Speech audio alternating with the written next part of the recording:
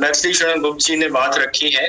इस पर अगर आपका कोई प्रश्न है या फिर कोई आपका एक वो है सोच है तो उसको कृपया रखें डॉक्टर सुभाष नालंगे जी, क्योंकि आप एक एग्रो एंटरप्रेन्योर हैं और आपने सफलता पाई है और बहुत काम किया है पिछले 35 सालों में। तो मेरा आपसे आग्रह है ये आपका जो भी प्रश्न जी। ये गुप्ता जी सर ने जो दोनों भी हिंदू में जो बोला है, इसके ऊपर ही हम 30 साल से काम कर रहे हैं और ये काम हमने 450 जो मॉडल देश में खड़े किए हैं, इसमें ये काम हमने किया है। जो सर बोल रहे हैं वो एकदम सही है और ये भारत में होना चाहिए।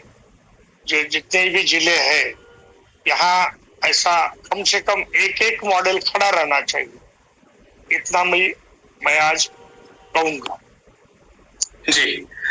इसमें मेरा भी एक प्रश्न, एक संशय है कि ये जो ऐप है, ऐप में जो हमारे अनुभव IRCTC ऐप को लेकर हैं या फिर ई-नैम ऐप को लेकर हैं या फिर गवर्नमेंट कंट्रोल या गवर्नमेंट डेवलप्ड अदर ऐप्स को लेकर हैं, तो अगर इसकी फंक्शनलिटी वैसी हुई और उसी तरह से इसको बैडली इसको मैनेज किया गया, तो फिर इससे जो परफॉर्मेंस है और जो आकलन और जो इसकी यूटिलिटी है उस पर उसको कैसे कंट्रोल किया जाए, इसको ऐप प्रॉपरली फंक्शन करे, इसके लिए क्या प्रोविजन है?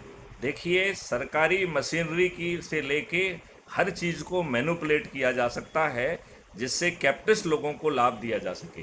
यही कारण है कि सरकारी अस्पतालों की अधिकांश मशीनें छोटे छोटे कंज्यूमेबल के नाम पर उन्हें डिसफंक्शनल या इन ऑपरेशनल रखा जाता है जिससे कि दूसरे प्लेयर को लाभ मिल सके। हमारे ये ऐप जो है वो ठीक ढंग से इसलिए काम नहीं करते हैं क्योंकि उसके पीछे भी वही मानसिकता है।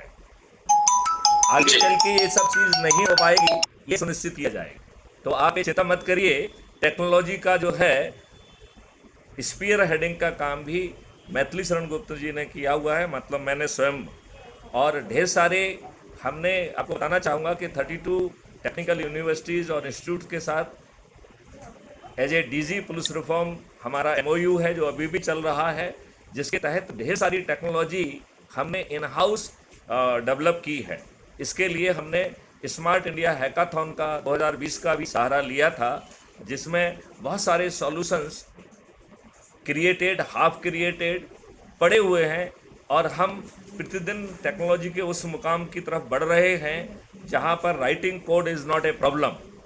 हमारे ब्यूरोक्रेट्स और नेताओं की मिली भगत के कारण आपको जो है ना एक घटिया परफॉर्मेंस देखने को मिलता है, क्योंकि कहीं ना कहीं इनकी मंशा जो दूसरे प्लेयर्स हैं जो इनको चंदा देते हैं, जो इनको कंट्रोल करते हैं, उनकी डोमिनेंस के कारण ये बुरी स्थिति है। यही काम आप देखेंगे तो BSNL के साथ भी हुआ।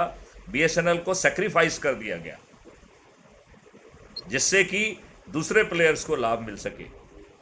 तो चूंकि इस मॉडल में जो है एक आमूल चूल परिवर्तन का जो है ना बैकग्राउंड है, लिहाजा उसको जब मौका मिलेगा, जब मैं 21 महालक्ष्य और 5 मौलिक अधिकारों को आपके सामने रखूंगा, उस समय मेरे ख्याल से आप लोग काफ़ी कुछ समझ पाएंगे कि अब ये सब चीज़ें भारत में होना संभव नहीं होंगी। यदि हम स्वामी विवेकानंद जी की बात मान लें कि हमें अपनी बिखरी हुई इच्छा शक्ति को संग्रहित और संगठित करना है, यदि हम ऐसा कर पाए तो भारत को विश्व गुरु बनने से, भारत को महान शक्ति बनने से, भारत को जो है जो विश्व गुरु भी होगा वो आज की जियोपॉलिटिक्स जैसा विश्व गुरु नहीं होगा। वो विश्व में अमन, चैन और खुशहाली बांटने वाला विश्व गुरु होगा। आज जैसा डोमिनेंस करने वाला विश्व गुरु भारत नहीं होगा। मुझे नहीं मालूम है अभिषेक जी आपको अपनी बात का पूरा जवाब मिल पाया, अन्यथा मैं आपसे प्रार्थना करूंगा कि आप सप्लीमेंट्री प्रश्न भी पूछ सकते हैं।